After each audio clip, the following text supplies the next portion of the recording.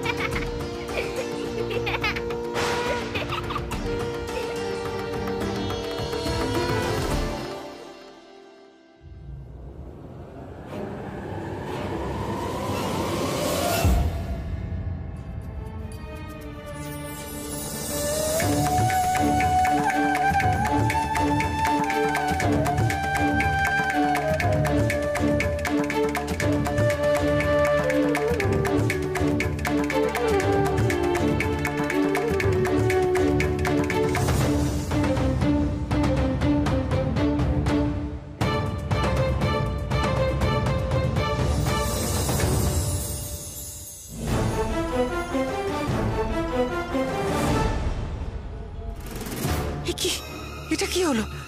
ঝাড়বাতিটা তো সোজার মাথার উপর নামছিল। কারোর ক্ষমতা ছিল না ওকে বাঁচায়, কিন্তু সেই বেঁচে গেল।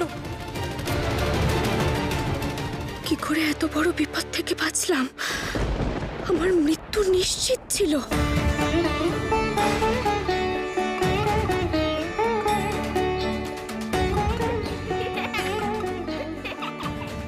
মাগো, ওই দিব্য শিশু কে? মাগো, মাগো, তুমি রক্ষা করেছো। না হলে এক্ষুনি কত বড় একটা অঘটন ঘটে যেত। তুমি শুধু গৌরীকে নয়, আমাদের এই ঘোষাল পরিবারের উত্তরাধিকারীকেও তুমি বাঁচিয়েছো। মাগো, তোমার অশেষ কৃপা। না না, এখানে আর এক মুহূর্ত নয়। তুমি ঘরে চলো গৌরী। সত্যি বলতে কি, এই পরিবারের জন্য তুমি কত কিছু করেছো।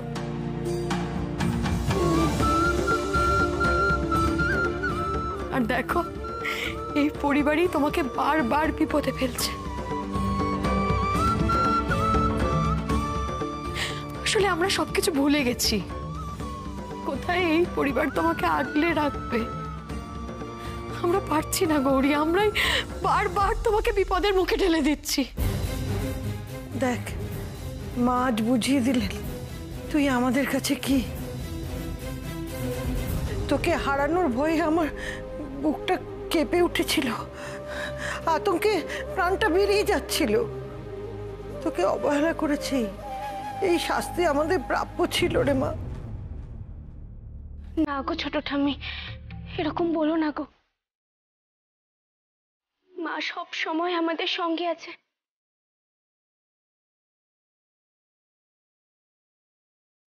দেখবে, আমাদের দুঃখের সময় শিগগির কেটে যাবে গো।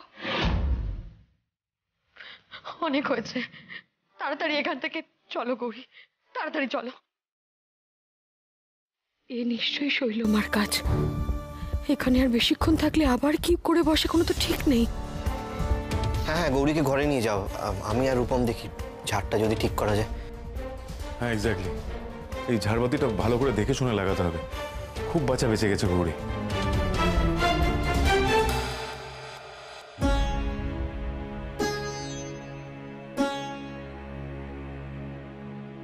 यदि मे महती प्रीतिस्तवास्ति कालभैरव कवचं कालिका दिव्या कथय स्वानुकम्पया अप्रकाश्यमिदं देवी नरलोके विशेषतः।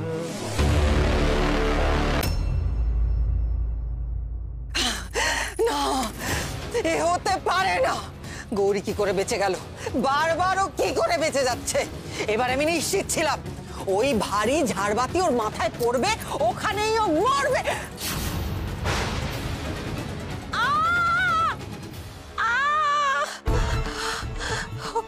ওরে বাবা,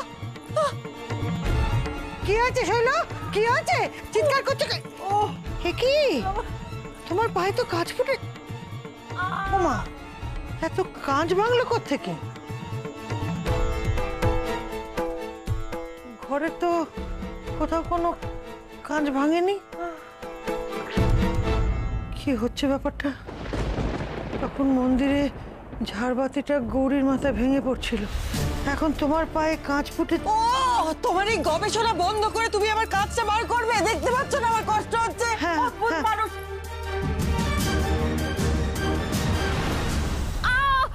ওরে বাবা,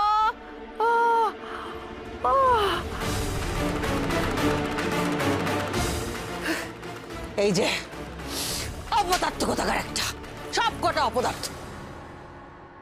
পয়সা দিয়ে কি এমনি এমনি পুষেছি তোদের? কোনো কাজ করিস না, ঘর ভর্তি কাজ এলো কোত্থেকে? আমি তো কিছুক্ষণ আগে ঘর পরিষ্কার করে গেছি শৈলমা।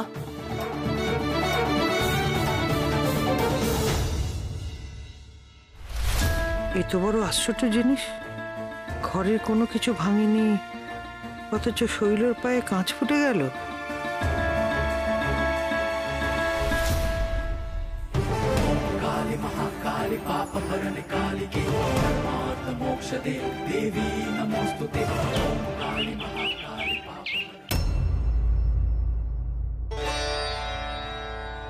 মা, কাল সারা রাত আমার ঘুম হয়নি গো।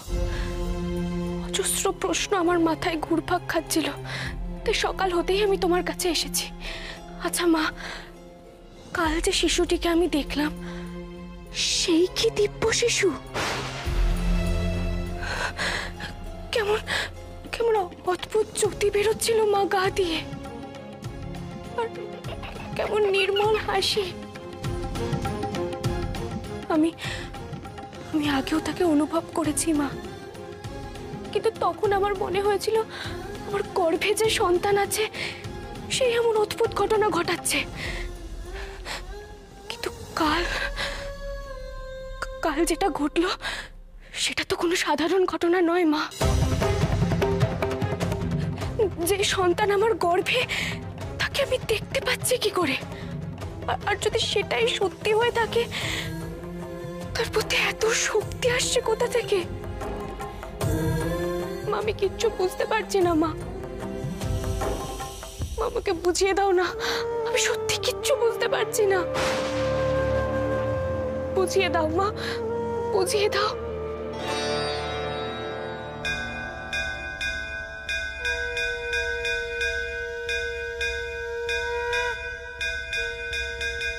তুই কি তাকে যে সে শিশু ভেবেছিস? তার ক্ষমতা কি তুচ্ছ করার মতো নাকি?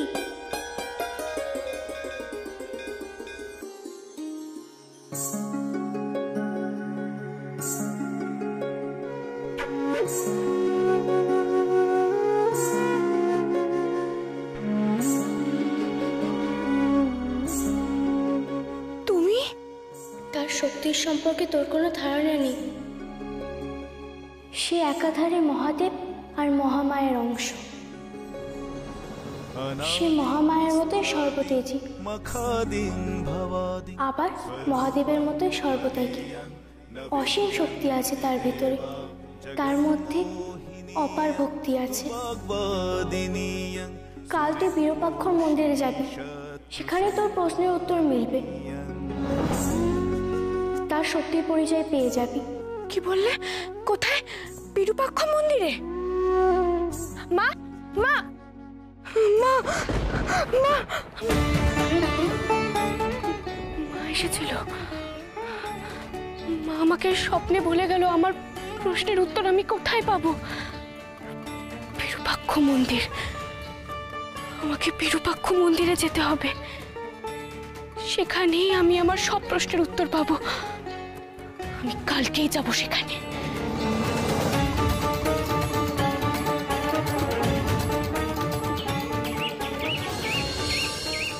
বিরূপাক্ষ মন্দির কেন?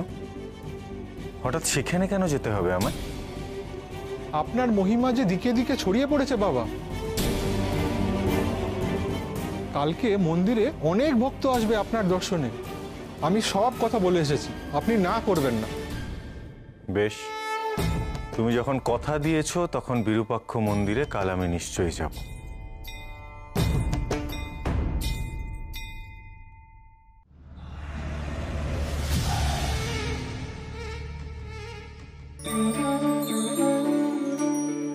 নাও মা, খাও।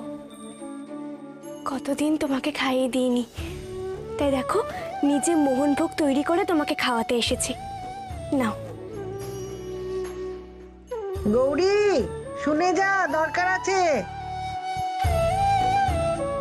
ওই দেখো ছোট ঠাম্মি ডাকছে, আমি এক্ষুনি আসছি মা। এই থালাটা আমি এখানেই রেখে গেলাম, তুমি নিজে একটু খাও, ততক্ষণ আমি যাবো আর আসবো।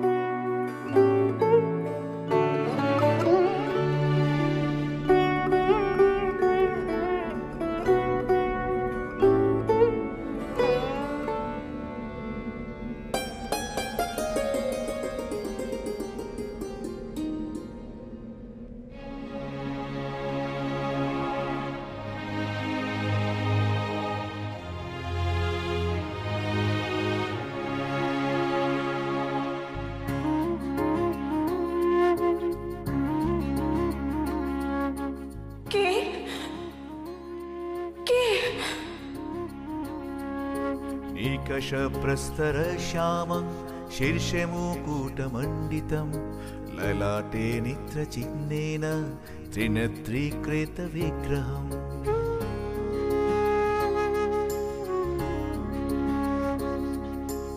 अघुरं पद्मपत्राभ विशालास्मितलोचनं सुकृष्णप्रज्वलद्रूप नेत्रद्वयकणेनिकम्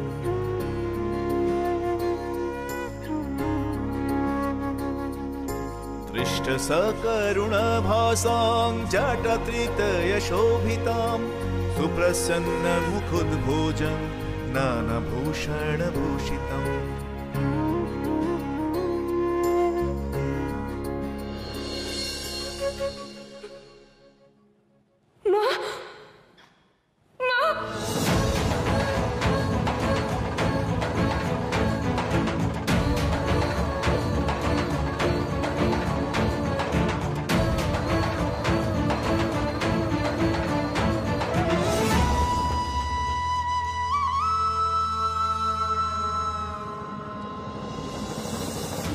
দেখলাম আমি মা, আমি যে ধন্য আজ। আমি তো এটাই চেয়েছিলাম মা, তোমাকে তোমার রূপে দেখবো, চিনতে পারবো তোমাকে। আমার স্বপ্ন ছিল মা, তোমার এত দয়া মা, তোমার এত দয়া, আমার মনোবাঞ্ছনা আজ পূর্ণ করলে তুমি। ছলনা নয়, অন্য বেশে নয়, আজ আমি নিজের চোখে তোমাকে দেখলাম তোমার বেশে। আমি ধন্য মা, আমি ধন্য, আমি ধন্য।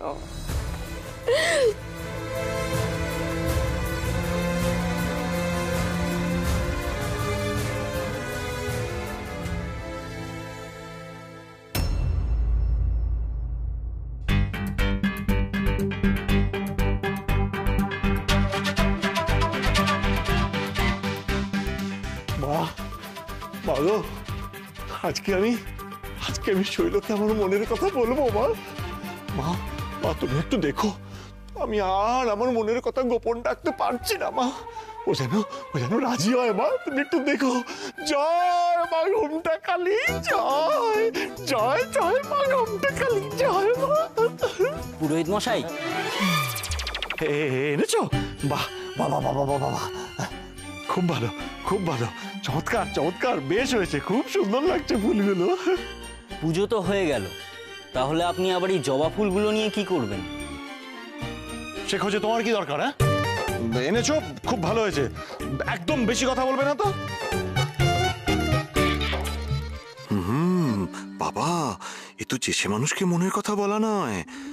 অন্য কেউ হলে তাকে গোলাপ ফুল দেওয়া যেত, কিন্তু শৈলকে মনের কথা, ভালোবাসার কথা বলতে হলে জবা ফুলের ডালাই দিতে হবে। যে ফুলে তুষ্ট।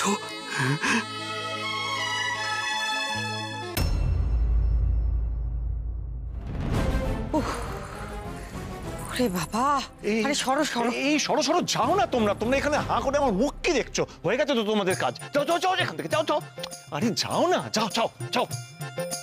ও শৈল, বসো বসো বসো, আমি তোমাকে ধরবো না? ধরতে হবে না, এমনি বসছি। আচ্ছা আচ্ছা আচ্ছা, বসো বসো বসো, সাবধানে সাবধানে সাবধানে, সাবধানে সাবধানে সাবধানে। বাবারে বাবা। শৈল,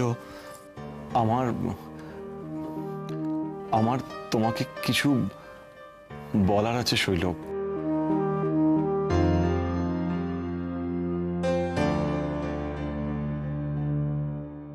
আমি আজকে আমার মনের কথা তোমাকে বলতে চাই শৈল।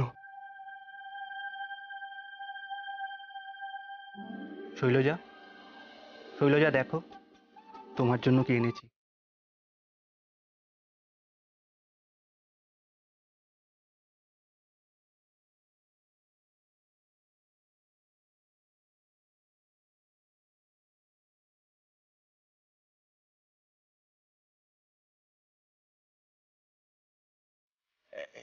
এই শৈল, শৈল, তুমি কি আমার কথা শুনছো?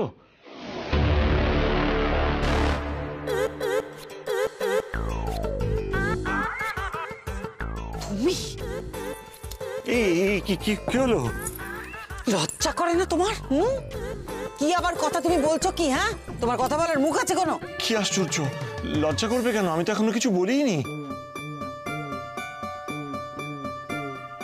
খামোকা কেন রাগ করছো বলো তো? তুমি না বড্ড বেশি রাগ করো, রাগ করলে শরীর খারাপ করে শৈল।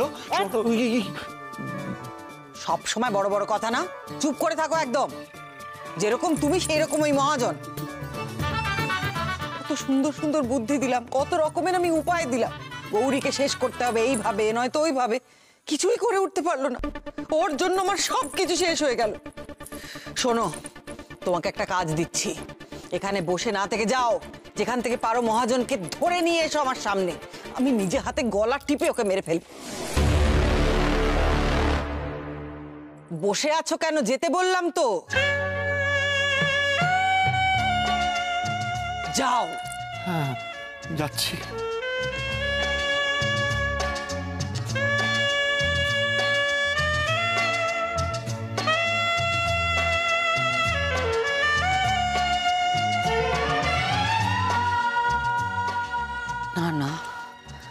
মহাজন পারেনি তো কি হয়েছে, আমি তো তা বলে থেমে থাকতে পারি না। গৌরীর সন্তান যদি পৃথিবীর আলো দেখে, আমার সর্বনাশ হবে। আমি তো সেটা হতে দিতে পারি না, কিছুতেই না।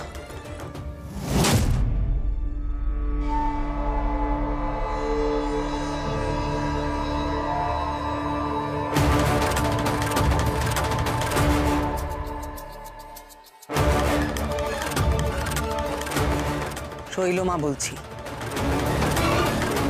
আমার একটা কাজ তোমাকে করে দিতে হবে।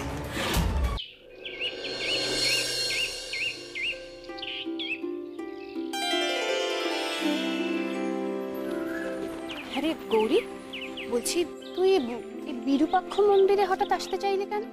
তুই এখানে আগে এসেছিস?